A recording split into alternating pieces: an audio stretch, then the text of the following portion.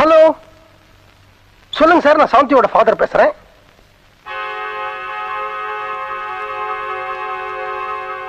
யாருப்பா? Labour மினிஸ்டரோட BA பேசினாரு.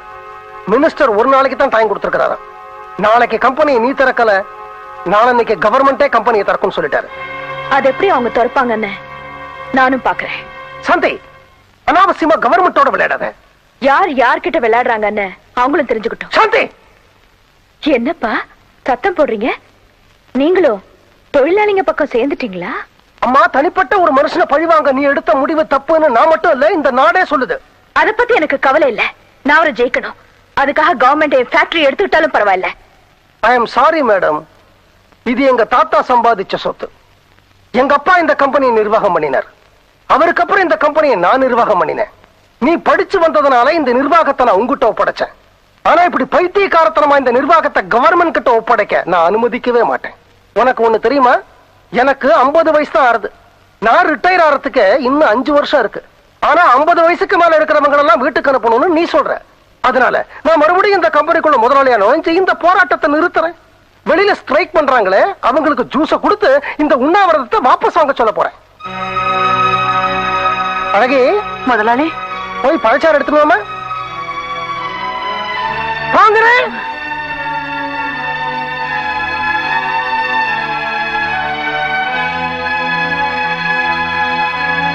Juice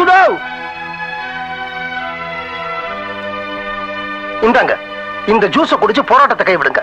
யாரையும் வேலையை விட்டு எடுக்க மாட்டோம். நாளைக்கு காலையில் எல்லாரும் வேலைக்கு போங்க. ரொம்ப நன்றி சார். இந்த குடி. வேணாப்பா, கோபத்துல அந்த ஐயா விஷத்தை வச்சிருந்தாரு, வச்சிருப்பாரு.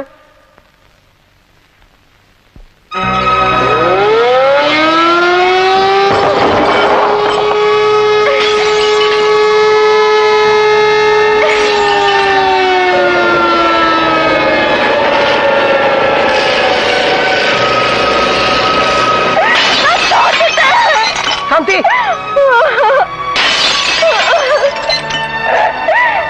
சாந்தி, நான் சொல்றது கேளு. வராதீங்க. எல்லாருமா சேர்ந்து என்ன ஏமாத்திட்டீங்க.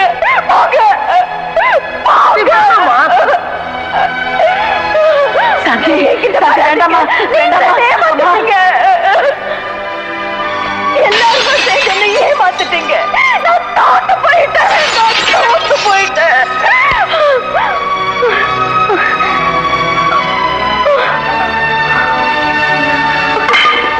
யார்கிட்ட நீ தோத்த? பெத்த தகப்பு கிட்ட, வளர்த்த தாய் கிட்ட, கட்ட புருஷன் கிட்ட.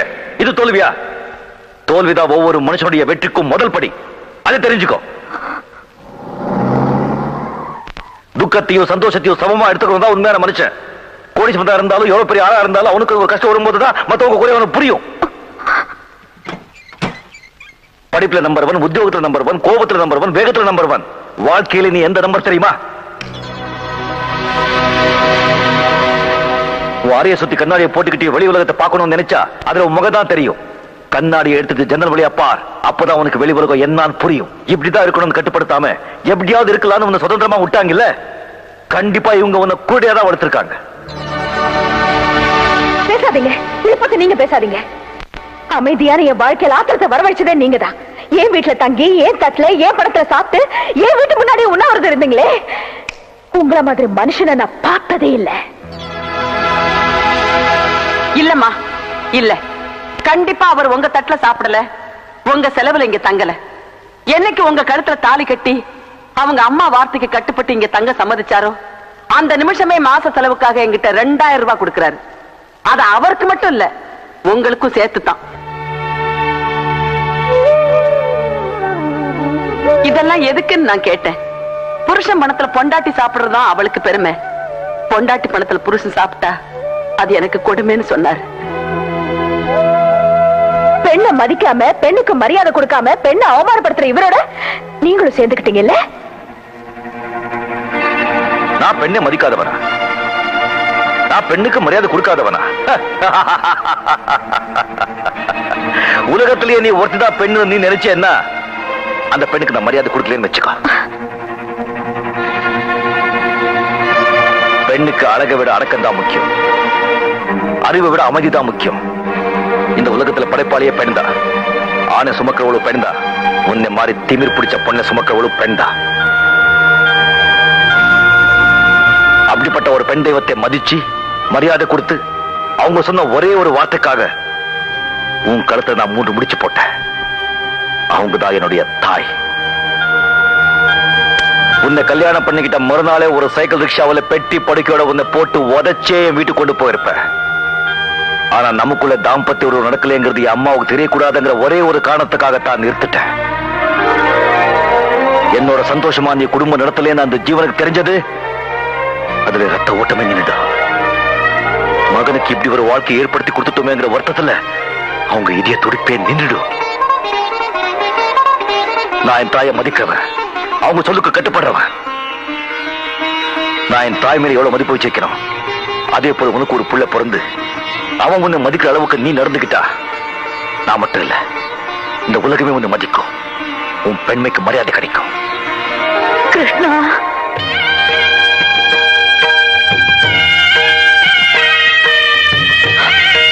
அப்பா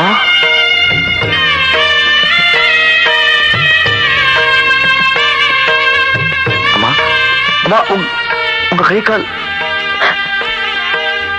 நீங்க உண்ணாவிரதம் இருக்கீங்கன்னு கேள்விப்பட்டதா உங்களை பார்க்கணும்னு என்ன கட்டாயப்படுத்தி நீங்க கூட்டிட்டு வந்தாங்க.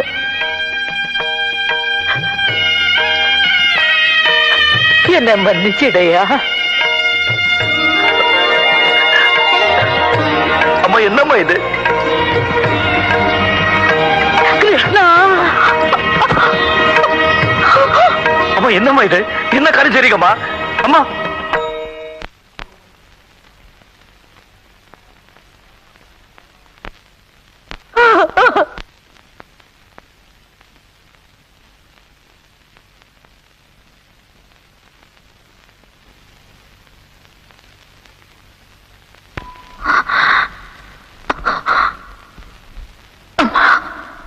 என்ன மன்னிச்சிடுங்க.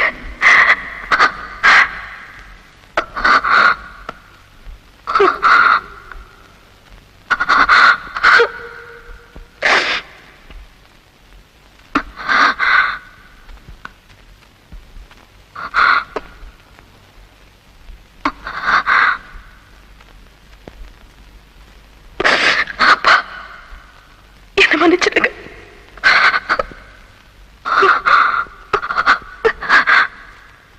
நீங்களே என்ன மன்னிக்கலன்னா கண்டிப்பா என் புருஷன் என்ன மன்னிக்க மாட்டார். அவங்க அம்மாவோட சாவுக்கு காரணம் நான் தானே நீங்க எல்லாரும் நினைக்கிறீங்க. என்ன பொறுத்த வரைக்கும் நான் இல்ல, சத்தியமா என் புருஷன் கிட்டதான் நான் போட்டி போட்டேனே தவிர உங்க அம்மா இறக்கணும்னு நான் கடவுளை கூட நினைக்கல. என் புருஷன் கிட்ட நேரடியா மன்னிப்பு கேட்டதானே ஏத்துக்க மாட்டாரு. செத்து போன அவங்க அம்மா கிட்ட போய் மன்னிப்பு கேட்டுக்கிறேன். என்னம்மா என்னென்னமோ பேசுற? அவருக்கு அவங்க அம்மா தான தெய்வம். அவங்க கிட்டே போய் நான் மன்னிப்பு கேட்டா என்ன மன்னிச்சிருவாங்க. என் புருஷனோட கனவுல வந்து என் மன்னிச்சிரு சொல்லுவாங்க. சாந்தி, சாந்தி, சாந்தி, சாந்திமா, சாந்திமா, சாந்திமா, கதவு தரமா. அம்மா, நான் உன்னை மன்னிச்சுட்டேம்மா. சாந்தி, சாந்தி, ஐயா என்னென்னமோ பேசிட்டு உள்ள போயிருக்கிறியா? எனக்கு என்னமோ பயமா சாந்தி, இருக்கு. அப்பா அவனை மன்னிச்சிட்டேமா? கனவு தர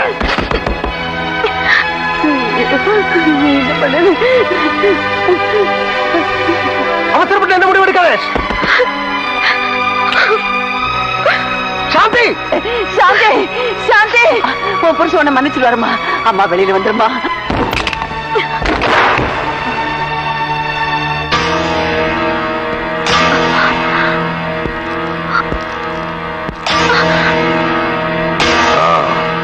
உனக்கு மேல போகணும், அவ்வளவுதானே? ஏன் கஷ்டப்படுற? வா, நானே அனுப்பிச்சு வைக்கிறேன். இவ்வளவு எழுதிருக்கோங்கடா. அவளை ஒன்றும் பண்ணிடாதீங்க. சாந்தி, சாந்தி,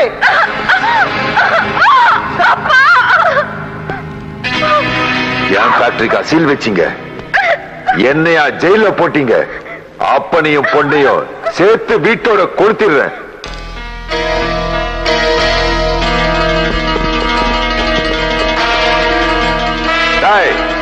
வீட்டை சுத்தி பெட்ரோல் ஊத்தி கொளுத்துங்கடா.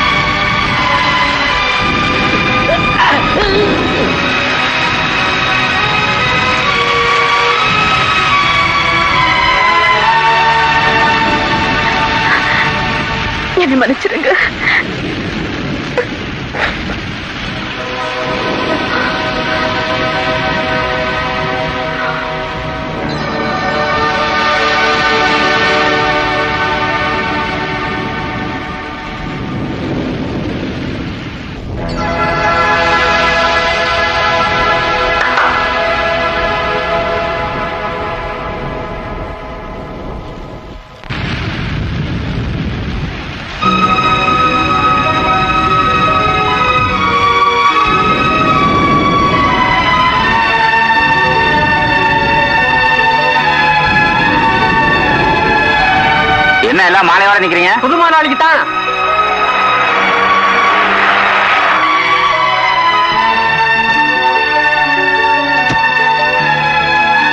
வணக்கம். வணக்கம் வணக்கம். இது பாருங்க, எனக்கு மாலையெல்லாம் அவ்வளவு முக்கியம் இல்ல. நம்ம கம்பெனியை எப்பவும் நம்பர் 1 கம்பெனியா வச்சுக்கணும்.